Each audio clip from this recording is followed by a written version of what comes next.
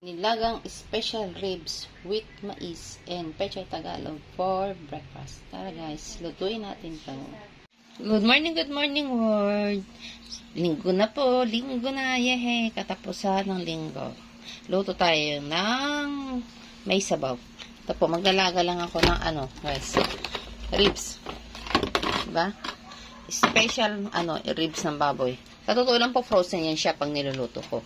Para yung talagang madadagdagan yung yung sabaw. Diba? Tsaka madaling lumambot pag frozen. Yung iba nga kadalasan, yelo pa ang pinanlalambot. Maglalagay lang tayo ng cubes, guys, habang pinapalambot siya. Okay? Yan, guys. Lagay naman natin ngayon yung mais. Sabay natin sa paglaga ng special ribs para sabay sila maglaga. O, para, yan, guys. So, yan. Balik natin sila mamaya. Ngayon, guys, maglagay tayo ng pamintang buo. Buo to, guys, ha. Whole peppercorns and onions. Okay. Now, guys, ilagay na natin ang patatas o potatoes. Yan. Yan, guys. Simpleng ulam, alam ng lahat lutuin.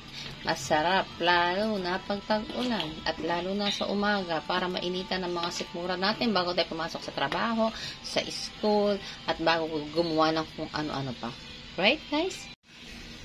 Ayan na, guys. O, di ba nakita nyo? Malambot na lahat yung baboy, mais, at saka yung patatas. Ilagay na natin ang pechay Tagalog. Yehey! Pwede pa kayo maglagay dito ng repolyo, ng bagyo beans, saging na saba. Yan, marami. Nasa inyo na yan, guys, ha? Ako kasi ito lang talaga dahil ako lang naman talaga ang kakain ito mga gulay natin. Okay, guys? Have a beautiful and wonderful Sunday day to all of us, guys. Spread love, spread happiness. No more negativity, no more hatred. Okay, guys? Love, love, love. God bless us all. God bless. God bless. Bye-bye.